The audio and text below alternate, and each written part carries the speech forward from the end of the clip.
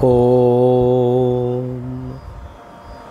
अज्ञानतिमिरान्धस्य ज्ञानाञ्जनशलाकया चक्षुरुन्मीलितं येन तस्मै श्रीगुरुवे नमः। स्वामी গহনানন্দ এক উৎসর্গীকৃত জীবন। সেবা প্রতিষ্ঠানের আর্থিক সংকট দূর করার জন্য গহনানন্দজির পরিশ্রমের অন্ত ছিল না। 1960-এর দশক। সেবা প্রতিষ্ঠানের তখন খুবই আর্থিক অনটন। দৈনন্দিন কার্য পরিচালনার জন্য যথেষ্ট আয় ছিল না, ঘাটতি হতো প্রতি বছর। তখন রোজগার কম ছিল, তেমনি দানের পরিমাণও ছিল খুব কম। তাই উন্নয়নের কাজের জন্য বিশেষ করে সরকারি অনুদানের ওপর নির্ভর করতে হতো, তাও আসতো খুবই অনিয়মিতভাবে। কাজেই উন্নয়নের কাজও হতো খুব ধীরে। একবার মার্চ মাসের শেষ পর্যন্ত কয়েকবার লেখালেখি করেও কোনো সুরাহা হলো না। অবশেষে গহনানন্দজি আর্থিক বছরের শেষ দিন 31শে মার্চ সকালে একজন অফিস কর্মীকে বললেন, চলো তো একবার রাইটার্স বিল্ডিংয়ে চেষ্টা করে দেখা যাক। অফিস কর্মী দুজনকে সঙ্গে নিয়ে তিনি স্বাস্থ্য দপ্তরে পৌঁছালেন। সংশ্লিষ্ট অফিসারকে নমস্কার করে বললেন যে বছরের শেষে তারা প্রার্থীরূপে উপস্থিত হয়েছেন। সেবা প্রতিষ্ঠানের কোনো উন্নয়ন প্রকল্পে অনুদান পাওয়ার জন্য ঝর্তিপর্তি কিছু যদি থেকে থাকে তাই নেবেন। অফিসার ভদ্রলোক অনেক ফাইল ঘাঁটাঘাঁটির পর তাকে জানালেন যে নার্সিং হোস্টেলের নির্মাণ কার্যের জন্য কিছু অর্থ পাওয়া যেতে পারে, তবে তার জন্য অনেক সময় ধৈর্য ধরে বসতে হবে, প্রয়োজনীয় চিঠিপত্র দিতে হবে। গহনানন্দজি রাজি হয়ে গেলেন। ওখানে বসে বসেই চিঠিপত্র তৈরি করলেন। তারপর মঞ্জুরি চিঠি, প্রতিষ্ঠানের উত্তর ও বিল সব ঠিক হয়ে জমা দিতে বিকাল হয়ে গেল। হাসপাতালে ফেরার পথে তিনি শুধু একবার বললেন, চেষ্টা করে কিছু যা হোক পাওয়া গেল। সকালে প্রাতরাশের পর তার আর কোনো খাওয়া হয়নি, এমনকি জলও পর্যন্ত না। হাসপাতালে ফিরেই আগে অফিসে গেলেন, জরুরি কাজের খবরাখবর নিয়ে তারপর ধীর পায়ে মংস কোয়ার্টারের দিকে এগোলেন। কোয়ার্টারে গিয়ে হাত মুখ ধুয়ে দুপুরের খাবার খেলেন। আহার সম্পর্কে তিনি ছিলেন খুবই সতর্ক, খুব অল্পই আহার করতেন। জোর জবরদস্তি করলেও তাকে বেশি খাওয়ানো যেত না। একবার উদ্বোধনে স্বামী হিরণময়ানন্দজি নিমন্ত্রণ করেছিলেন স্বামী বন্দনানন্দজি, স্বামী গহনানন্দজি, স্বামী আত্মস্থানন্দজি ও স্বামী গীতানন্দজিকে। হিরণময়ানন্দজির ঘরে একই টেবিলে সকলে খেতে বসেছেন। ব্রহ্মচারীরা খাবার পরিবেশন করছে। গহনানন্দজির থালায় খাবার দেয়া হয়েছে। তিনি ছোট একটি বাটিতে খাবারের সব কিছু একটু একটু নিয়ে চামচ দিয়ে খেতে শুরু করলেন। সেই ছোট বাটির মধ্যে যা ধরে সেটুকুই খেলেন, আর কিছুই খেলেন না। জোর জবরদস্তি করা সত্ত্বেও তাকে বেশি খাওয়ানো যায়নি। একজন তরুণ আজন্ম প্রবাসী বাঙালি মিলিটারি অফিসারের স্ত্রী ঘটনাক্রমে সেবা প্রতিষ্ঠানে চিকিৎসার জন্য ভর্তি হয়েছেন। ভদ্রলোক দুবেলা হাসপাতালে যাতায়াত করেন। মহারাজের সঙ্গেও পরিচয় ও কথাবার্তা হয়েছে। সেবা প্রতিষ্ঠানের কাজকর্মের ধারা দেখে খুব প্রভাবিত হয়েছেন। রোগীকে বাড়ি নিয়ে যাওয়ার দিন ভদ্রলোক গহনানন্দজির কাছে বিদায় নিতে এসে বললেন, মহারাজ, নানা রকম অসুবিধার মধ্যেও আপনি এত বড় হাসপাতাল চালাচ্ছেন তা দেখে আমি বিস্মিত। তিনি কিছুক্ষণ চুপ করে রইলেন। তারপর তাকে শান্তভাবে বললেন, দেখো, আমরা কি কাজ করছি সে কথা বলার তো প্রয়োজন নেই, আর বললেও কারো কোনো উপকার হবে না। তোমার যদি মনে হয় যে আমরা ভালো কাজ করছি, তাহলে তুমি সেটা আমাদের না বলে তোমার পরিবেশে আর তো বিপন্ন লোকের জন্য তোমার সাধ্যমতো করার চেষ্টা করো। গহনানন্দজি ক্ষণকাল নীরব থেকে জিজ্ঞাসা করলেন, কি করবে তো? ভদ্রলোকটি স্তম্ভিত হয়ে গেলেন। এমন মানুষ তো দেখেননি।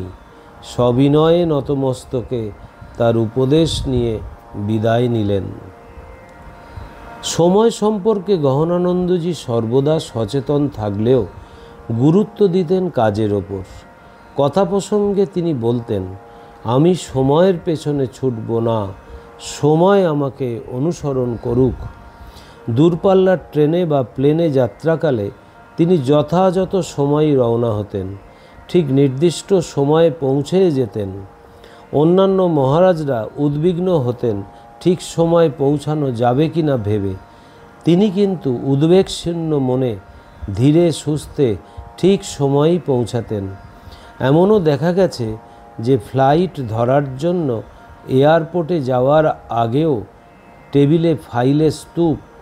তার কিন্তু এতটুকু উৎকণ্ঠা নেই, খাবার টেবিলে বসে বাঁ হাতে চামচ নেড়ে খাচ্ছেন আর ডান হাতে সই করছেন। তারপর যথাসময়েই এয়ারপোর্টে পৌঁছেছেন। একবার গৌহাটি যাওয়ার জন্য দমদম এয়ারপোর্টের উদ্দেশ্যে রওনা হয়েছেন। সেদিন ছিল বাংলা বন্ধ। পথে মিছিলের সামনে তার গাড়ি আটকে পড়ে। যাওয়ার এতটুকু পথ নেই। অগত্যা অন্য এক শর্টকাট রাস্তায় ভাড়া ট্যাক্সি করে রওনা হলেন। সেই পথটি ছিল অত্যন্ত খারাপ, এবড়ো খেবড়ো। গহনানন্দজির দুবার অপারেশন হয়েছে। রাস্তার ধকলের কথা সঙ্গী সাধু স্মরণ করিয়ে দিলে তিনি স্মিত হেসে বললেন, রাখো তোমার শরীর, আগে কাজটা সেরে নি। এই নশ্বর শরীর নিয়ে তিনি ভাবতে চাইতেন না। সেবা প্রতিষ্ঠানের গুরুদায়িত্ব পালনের সঙ্গে সঙ্গে 1965 সালে তিনি রামকৃষ্ণ মিশনের পরিচালন সমিতির সদস্য এবং রামকৃষ্ণ মঠের ট্রাস্টি হিসেবে নিযুক্ত হন। সেবা প্রতিষ্ঠান থেকে তিনি অব্যাহতি পান 1985 সালে। সেবা প্রতিষ্ঠানে থাকাকালীনই মঠ ও মিশনের অন্যতম সহ সম্পাদক রূপে নিযুক্ত হন 1979 সালে এবং এই পদের দায়িত্ব পালন করেন 1989 সাল পর্যন্ত। যুগ্ম দায়িত্বে থাকার সময় একবার তিনি সেবা প্রতিষ্ঠান থেকে বেলুড় মঠে রওনা হবেন। এমন সময় তিনি দেখলেন একজন সাধুর মরদেহ কিভাবে বেলুড় মঠে নিয়ে যাওয়া হবে তাই নিয়ে সেবা প্রতিষ্ঠানের সাধুরা চিন্তিত। তিনি নিজের গাড়িতে করেই মরদেহটি বেলুড় মঠে নিয়ে আসেন। সেবার কোনো সুযোগ এলে তিনি কখনোই তা ছাড়তেন না, সাগ্রহে সেটা করতেন, কাজের চাপ বেশি থাকলেও। কাজের চাপ যত বাড়ত তিনি ততই শান্ত মনে কাজ করতেন। বেশি কাজ হলে কখনোই তাকে ব্যস্ত হতে দেখা যেত না। তিনি বলতেন, কাজের চাপ যত বেশি হবে ততই আমি ভালো থাকি। শারীরিক সমস্যার কারণে গহনানন্দজির অপারেশন হয়েছিল দুবার। অনেক সময় কাজকর্ম করতে কষ্ট হতো, তবুও তিনি নীরবে সব সহ্য করতেন। কাউকে বুঝতেই দিতেন না যে তার শরীরে কষ্ট হচ্ছে।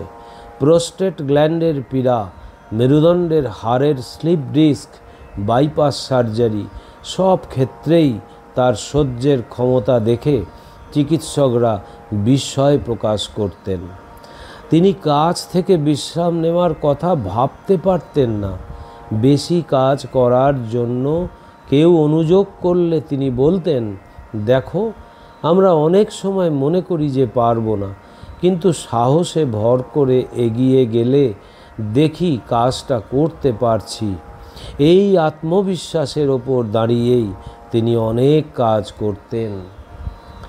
মঠ ও মিশনের অন্যতম সহ সম্পাদকের দায়িত্ব পালন করতে তাকে সেবা প্রতিষ্ঠান থেকে বেলুড় মঠে, বেলুড় মঠ থেকে সেবা প্রতিষ্ঠানে যাতায়াত করতে হতো। প্রায় রোজই ফিরতে রাত হয়ে যেত। তাহলেও সেবা প্রতিষ্ঠানের সকল বিষয়ই তার নজরে ছিল।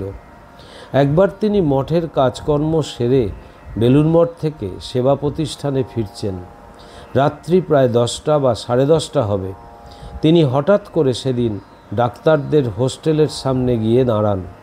সেই সময় কয়েকজন জুনিয়র ডাক্তার বাইরে সিনেমা দেখে হোস্টেলে ফিরছে। সামনে তাকে দেখে তো লজ্জায় তাদের মাথা নিচু। গহনানন্দজি তাদেরকে লক্ষ্য করে বললেন, প্রায়ই তো যাওয়া হয়। ডাক্তাররা ভাবল এত কাজের মধ্যেও এ খবর ওনার জানা ছিল, তারা বাইরে সিনেমা দেখতে যায়। তারপর তাদের তিনি জিজ্ঞাসা করেন খাওয়া হয়েছে কিনা। খাওয়া হয়নি বলায় তিনি নিজে তাদের খাওয়ার ব্যবস্থা করেন, কারণ অত রাত্রে তো আর কিচেন খোলা থাকে না, তাই ফল, মিষ্টি ও কেকের ব্যবস্থা করলেন। ডাক্তাররা তাই খায়। তারা গহনানন্দজির একদিকে পিতৃসুলভ শাসন, অপরদিকে মাতৃসুলভ ভালোবাসায় অভিভূত হয়ে পড়ে। একবার বেলুড় মঠে পুরনো মিশন অফিসে গহনানন্দজি রাত্রে নিজের ঘরে বসে কাজ করছেন। রাত তখন 12টা। এমন সময় বাইরে তিনি একটা আওয়াজ শুনতে পেলেন। ডিউটিরত টেলিফোন অপারেটরকে ফোন করে বললেন, দেখো তো কোথায় আওয়াজ হচ্ছে। অপারেটর পুরনো অফিসের দক্ষিণ দিকে দরজা খুলে শুনতে পেল জনৈক সন্ন্যাসী খুব কাশছেন। তিনি থাকতেন ছাদের ওপরে ছোট ঘরে। গহনানন্দজি তাকে ওপরে গিয়ে দেখে আসতে বললেন। অত রাত্রে ওপরে যাওয়ার রাস্তা বন্ধ থাকায় সে ওপরে যাওয়ার কোনো রাস্তা খুঁজে পেল না। গহনানন্দজি তাকে মিশন অফিসের দক্ষিণ দিকে একটি ঘোরানো লোহার সিঁড়ি দিয়ে ওপরে যেতে বললেন। অপারেটর ওইভাবে ওপরে গিয়ে দেখে সন্ন্যাসী মেঝেতে বমি করে পড়ে আছেন আর খুব কাশছেন, ওঠার কোনো ক্ষমতা নেই। গহনানন্দজিকে এই খবর জানাতেই তিনি তাড়াতাড়ি তার ঘরে আসেন আর অপারেটরকে ওষুধের বাক্সটি সঙ্গে নিয়ে শীঘ্র আসতে বললেন। তিনি অসুস্থ সন্ন্যাসীকে ওষুধপত্র দিয়ে চিকিৎসা শুরু করলেন। অপারেটরকে দিয়ে ঘর পরিষ্কার পরিচ্ছন্ন করিয়ে তাকে ডিউটিতে যেতে বললেন। তিনি নিজে কুঁজো থেকে এক গ্লাস জল নিয়ে সন্ন্যাসীকে দিলেন। তিনি আরও একটু সুস্থ হতে গহনানন্দজি নিজের ঘরে ফিরে গেলেন। তার স্নেহের কথা মনে পড়লে এই সন্ন্যাসী আজও অশ্রু বিসর্জন করেন। পরবর্তীকালে পূজনীয় মহারাজ বলতেন, আমি কাজের মধ্যে ছিলাম সারা জীবন, মানুষকে নারায়ণ দৃষ্টিতে দেখার চেষ্টা করেছি। তিনি ঠাকুর সব হয়েছেন এটি মনে করে কাজকর্ম করেছি এবং পূজার আনন্দ পেয়েছি কাজকর্মের মধ্যে। 1980 সালে রামকৃষ্ণ মঠ ও মিশনের 7 দিনব্যাপী যে দ্বিতীয় মহাসম্মেলন বেলুড় মঠে অনুষ্ঠিত হয়েছিল তা প্রধানত গহনানন্দজিরই উৎসাহে। 1926 সালের প্রথম মহাসম্মেলনের মতো দ্বিতীয় মহাসম্মেলন করার কথা প্রথম তারই মাথায় আসে। গহনানন্দজির প্রচেষ্টায় ট্রাস্টিরা তার কথায় সম্মতি দিয়ে একটি এক্সিকিউটিভ কমিটি তৈরি করেন। এই কমিটির প্রেসিডেন্ট স্বামী হিরণময়ানন্দজি, ভাইস প্রেসিডেন্ট স্বামী বন্দনানন্দজি এবং সেক্রেটারি স্বামী লোকেশ্বরানন্দজিকে করা হয়। স্বামী গহনানন্দজিকে অন্যতম মেম্বার করা হয় কমিটির। সকলের সম্মিলিত প্রচেষ্টায় মহাসম্মেলনটি সাফল্যমণ্ডিত হয়। 7 দিনব্যাপী অনুষ্ঠানের পরিসমাপ্তি দিনে ভক্তমণ্ডলীকে সম্বোধন করে বিদায়ী সম্ভাষণে এক্সিকিউটিভ কমিটির প্রেসিডেন্ট হিরণময়ানন্দজি বলেন, আপনারা দেখেছেন কিভাবে এই সম্মেলনটি সংগঠিত হয়েছে, কিন্তু এরই একটা শুরু আছে। যদিও আমি জানি আমার সন্ন্যাসী ভ্রাতা এতে কিঞ্চিত বিব্রত বোধ করবেন, তা সত্ত্বেও আমাকে উল্লেখ করতে হবে যে এই দ্বিতীয় সম্মেলন করার পরিকল্পনাটি স্বামী গহনানন্দের। তার কাছ থেকেই প্রথম প্রস্তাবটি আসে। এই মহাসম্মেলনের মতো 1985 সালেও একটি সর্বভারতীয় যুব সম্মেলন 7 দিনব্যাপী অনুষ্ঠিত হয়। এই সম্মেলনকে সাফল্যমণ্ডিত করতেও স্বামী গহনানন্দের বিশেষ ভূমিকা ছিল। শুধু যে বেলুড় মঠে মহাসম্মেলন হবে বলে নয়, ঠাকুরের ভাব প্রচার ও স্বামীজির কাজ হবে বলে প্রাইভেট আশ্রমগুলিতেও সম্মেলন হলে তার উৎসাহ ও তৎপরতার শেষ ছিল না। 1986 সালে শ্রী শ্রী চৈতন্য মহাপ্রভুর 500তম জন্ম মহোৎসব হয় নবদ্বীপে। সেই উপলক্ষে নবদ্বীপের একটি প্রাইভেট আশ্রম শ্রী শ্রী রামকৃষ্ণ সেবা সমিতি মহোৎসব পালন করবে বলে ঠিক করে। তাদের আয়োজিত মহোৎসবকে সাফল্যমণ্ডিত করার জন্য সমিতির কর্মকর্তারা সহযোগিতা প্রার্থনা করে বেলুড় মঠের প্রধান কার্যালয়ে একটি চিঠি দেন। বেলুড় মঠের একজন সাধুকে বক্তা হিসেবে চায়। চিঠিটি গহনানন্দজির হাতে আসে। তিনি এ বিষয়ে খোঁজ নিলেন। শ্রী শ্রী রামকৃষ্ণ সেবা সমিতি সম্পাদককে ডেকে পাঠালেন।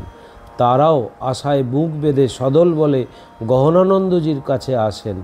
তিনি তাদের সেবা সমিতির কর্মসূচি শুনলেন, তাদেরকে উৎসাহিত করে বললেন, খুব বড় করে করতে হবে।